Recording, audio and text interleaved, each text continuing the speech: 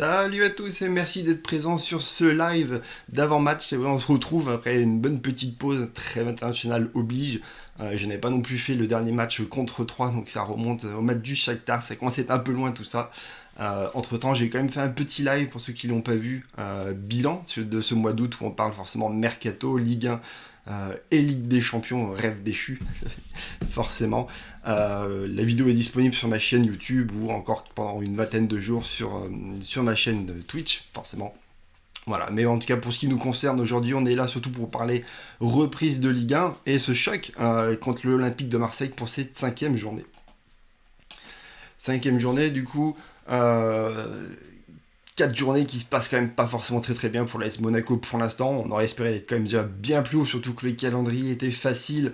Mais voilà, il y a eu un choix qui a été fait de privilégier surtout la Ligue des Champions pour aller chercher la qualification, même si elle n'est pas là au bout. Et du coup, il y a eu des points qui ont été perdus en Ligue 1 en faisant beaucoup tourner, en faisant jouer les recrues, en mettant pas forcément le meilleur 11, parce que du coup, c'est la reprise et que c'est compliqué de faire jouer nos joueurs tous les 3 jours. Au final, du coup, on se retrouve à la 14e place à l'heure actuelle. Et on enchaîne maintenant du gros, parce que maintenant c'est là qu'on va commencer à faire des matchs contre des clubs beaucoup plus importants, l'Olympique de Marseille, Nice juste après. Et en même temps on va jouer aussi l'Europa League, donc on va plus pouvoir se permettre de privilégier l'un ou l'autre, il faut jouer sur les deux tableaux et aller chercher des points si on veut rêver d'une bonne saison en Ligue 1 forcément, et en Coupe d'Europe aussi. 14e place pour l'AS Monaco parce que c'est une seule victoire et encore elle intervient contre 3 lors de la dernière journée de Ligue 1, sinon avant c'était 2 défaites et un match nul. Donc clairement il va falloir se reprendre contre un Olympique de Marseille qui tourne très très bien à l'heure actuelle.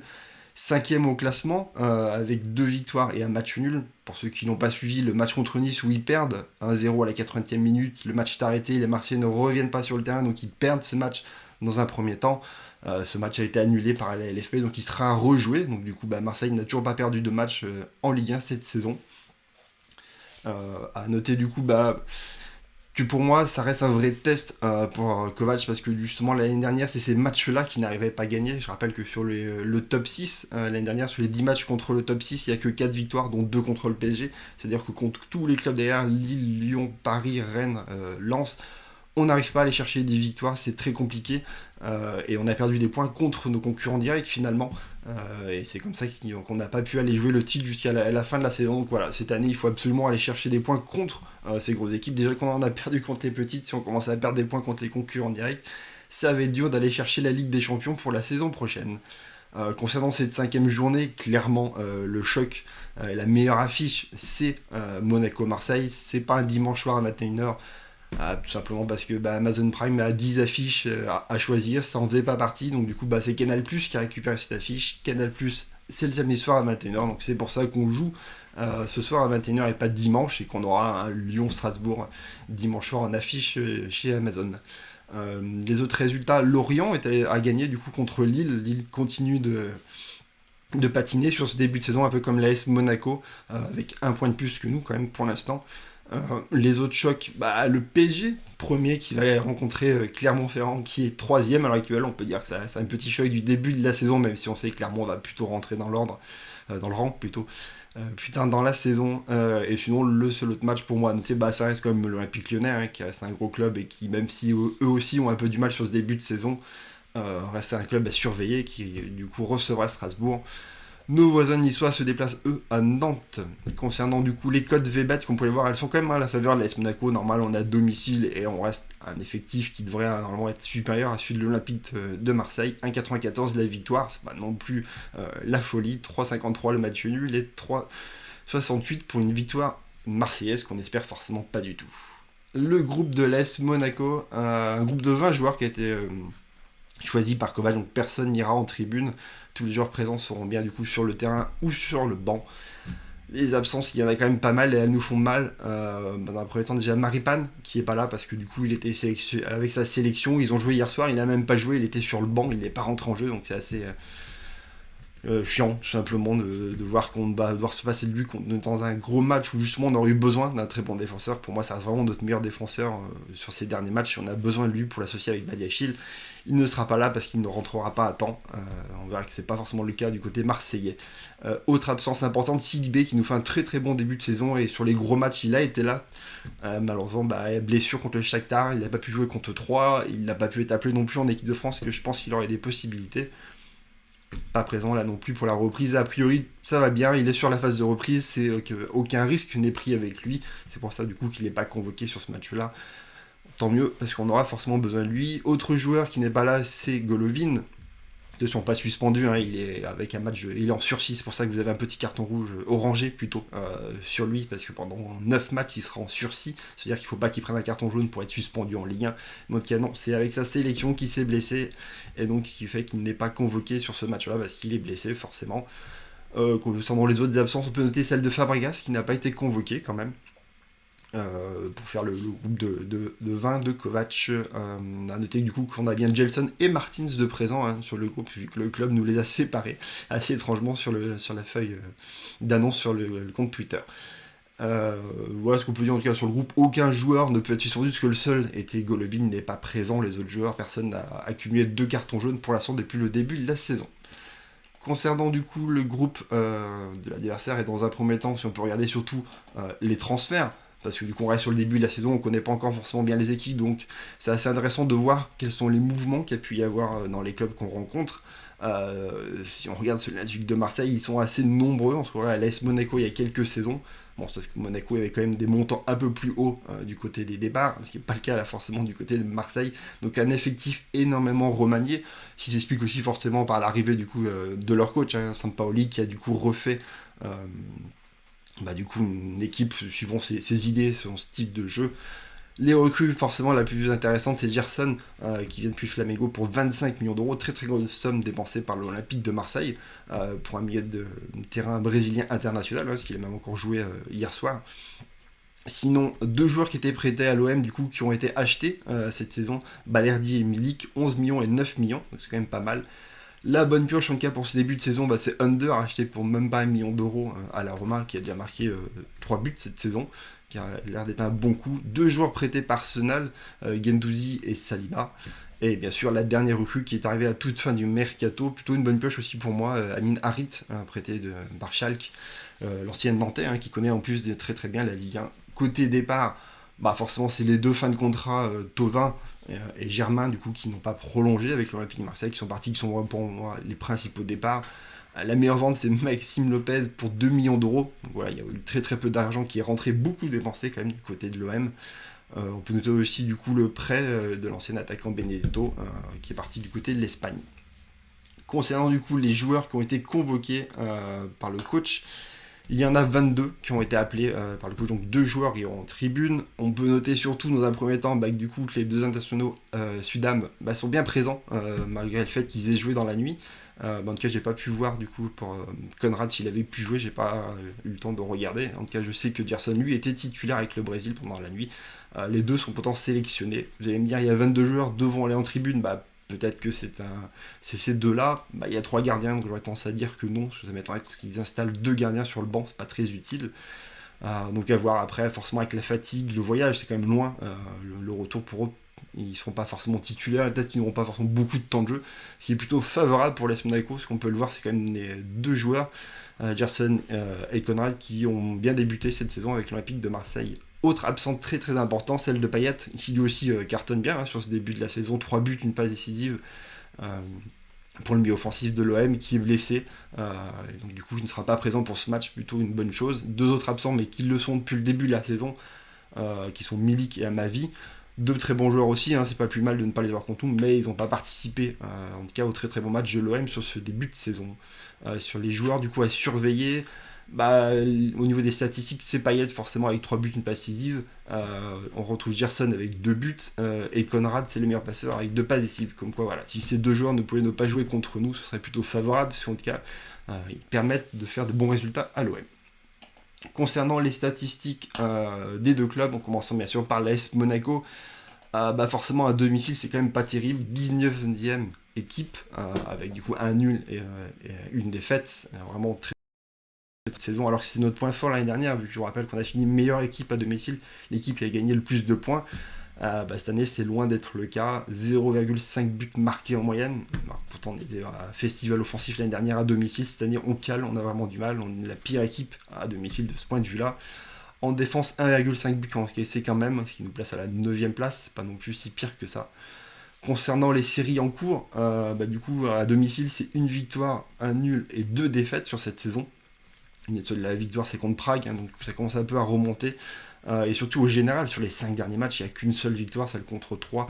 Donc il est temps de remettre la machine en marche et d'aller chercher des points. Mais surtout, là où c'était un point fort l'année dernière encore, c'était les clean sheets qu'on avait réussi à enchaîner quand même, qu'on réalisait régulièrement, parce qu'on encaissait quand même peu de buts. Cette année, il n'y en a que 1 sur les 8 matchs qu'on a pu faire officiellement, et c'est le premier match à Prague, sinon les 7 derniers matchs, on a encaissé des buts. Concernant l'Olympique de Marseille, forcément, c'est bien meilleur. Que j'arrive à vous l'afficher. Eux, de leur côté, ont un seul match en déplacement, vu que le match contre Nice a été annulé. Du coup, ça reste... c'est bon, ça a affiché. Il reste sur, du coup, une victoire à l'extérieur. Ils sont 6ème du classement. Forcément, la majorité des autres clubs ont 2 déplacements. 3 buts inscrits en moyenne, 2 encaissés, forcément il n'y a qu'à matcher le résultat du match. Donc c'est une équipe qui quand même tourne très très bien offensivement, pour en reparler après. Au niveau de la série, officiellement il reste sur 2 victoires, un match nul, le résultat en Ligue 1, parce que du coup ils n'ont pas encore attaqué les autres compétitions. Mais surtout, comme vous pouvez le voir, sur tous les matchs de préparation, c'est aussi de très bons résultats, parce qu'ils n'ont pas perdu un seul match de préparation. J'ai recherché de quand datait la dernière défaite de l'Olympique de Marseille. Il faut remonter très très loin au mois de mai contre Saint-Etienne. C'est-à-dire que les 18 derniers matchs de l'OM, toutes confusions confondues et matchs amicaux confondus, il y a une défaite en 18 matchs. Donc voilà, une équipe qui tourne très très bien à l'heure actuelle. Donc vraiment attention à cette équipe. Heureusement pour nous qu'elle est un peu amputée de quelques éléments. Concernant les statistiques générales des deux équipes, donc forcément Monaco piétine au niveau offensif, même pas un but en moyenne marqué en Ligue 1 cette saison. Contre un Olympique de Marseille qui lui tourne déjà 2 buts par match, c'est un très très gros point fort de l'OM. Et de toute façon, c'est le jeu de Sampaoli, très très similaire à Bielsa. On peut retrouver facilement des choses assez similaires avec l'OM de Bielsa. C'est une équipe qui est très très offensive, qui tente beaucoup de choses. On peut le voir sur le nombre de frappes aussi réalisées par l'OM, qui est la deuxième équipe dans ce deuxième là avec quasiment 17 frappes par match. Mais à contrario, c'est des soucis défensifs et beaucoup de buts encaissés. Vous pouvez voir 1,25 buts encaissés par l'OM, c'est autant que Monaco qui justement a des gros soucis défensifs sur ce début de saison. Concernant les tirs concédés, Monaco continue comme l'année dernière à être une des équipes qui du coup encaisse le moins de frappes de ses adversaires. On n'est même pas 6 frappes encaissées par match, c'est vraiment très très peu. L'année dernière on avait fini premier avec 9. Cette saison, on a réussi à avoir à peine une vingtaine de frappes sur 4 matchs, c'est quand même très très peu. Il y a des équipes qui les prennent en un seul match, donc c'est plutôt pas mal. Malheureusement, on encaisse des buts parce que ça a un problème avec notre gardien, on le sait bien. Et si on regarde bien, l'Olympique de Marseille, c'est 9 frappes seulement encaissées sur leurs 3 matchs, ce qui les place du coup deuxième, juste derrière nous. Donc ça reste vraiment aussi une équipe qui encaisse très très peu de frappes, mais beaucoup de buts. Donc du coup, on retrouve exactement le même problème pour eux, c'est Mandanda. Là où c'est nous, Nubel, les gardiens n'assurent pas derrière, très peu de frappes cadrées sur eux, pourtant beaucoup de buts encaissés.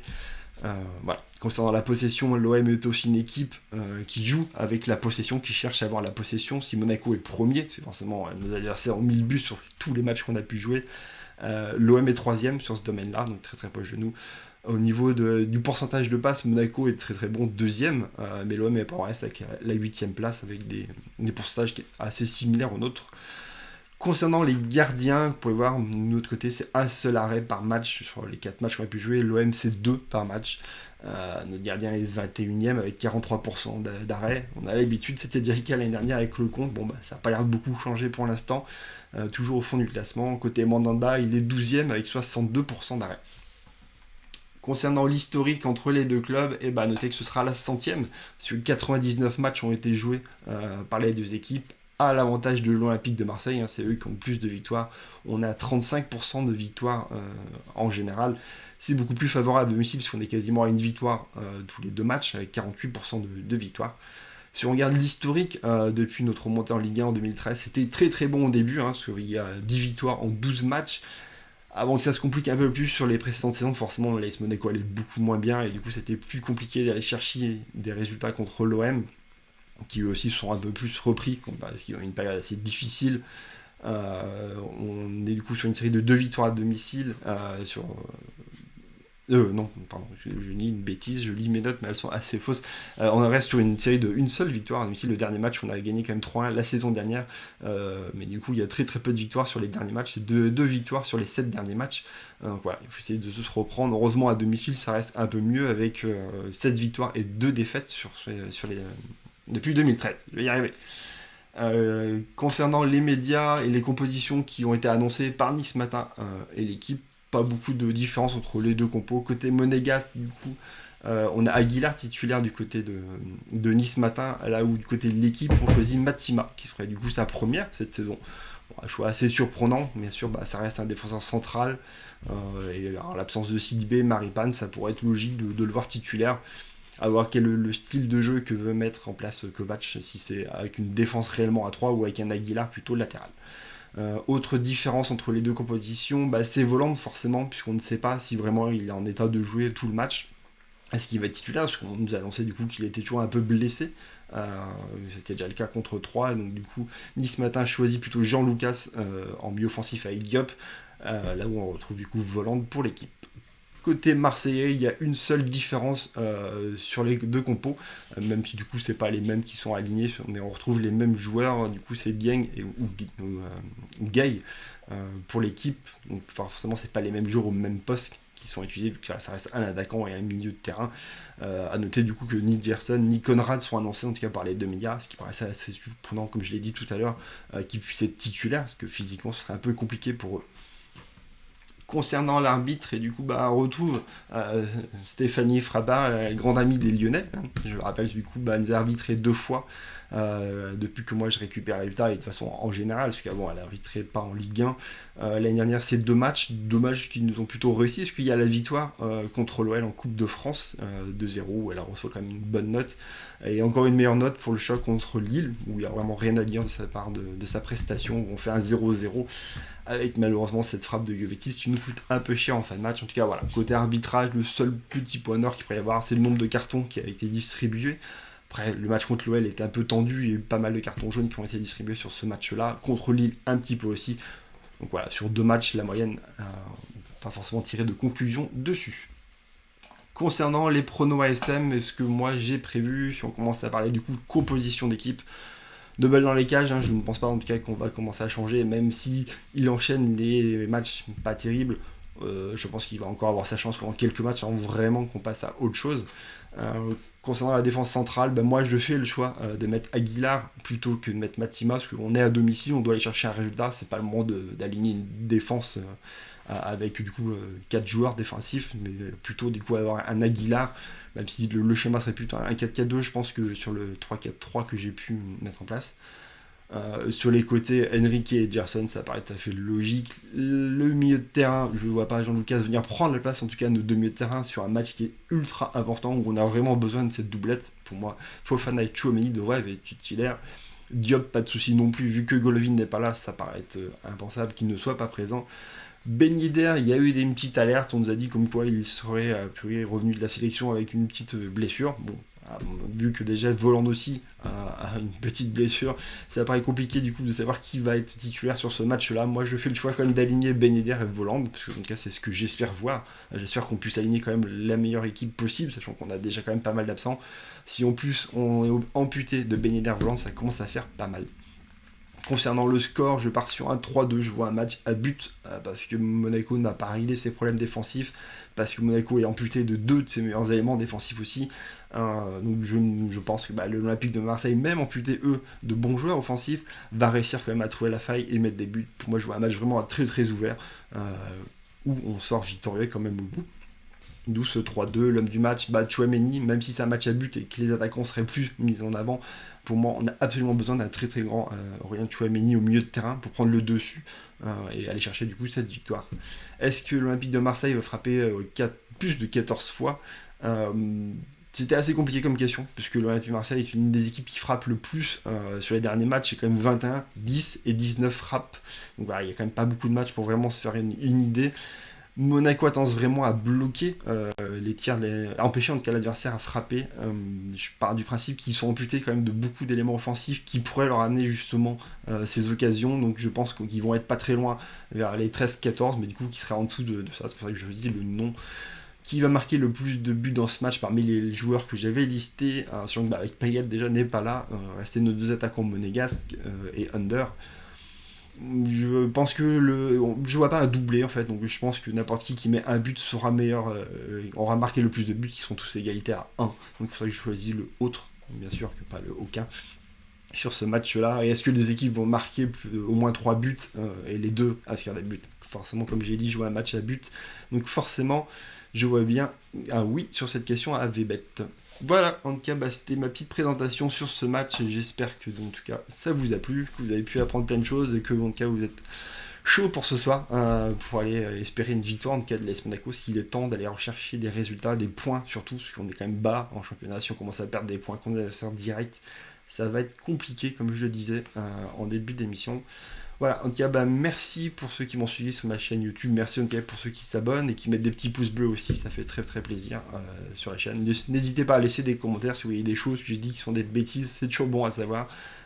Si vous voyez des choses aussi à améliorer, d'autres informations à vous donner, n'hésitez pas à laisser des commentaires. En tout cas, moi, je vais continuer à discuter avec le chat sur Twitch. Si vous souhaitez voir du coup le replay, n'hésitez pas à aller sur la chaîne Twitch et du coup vous pourrez voir du coup ce qui est coupé sur la chaîne YouTube. Voilà, en tout cas merci et à très très vite.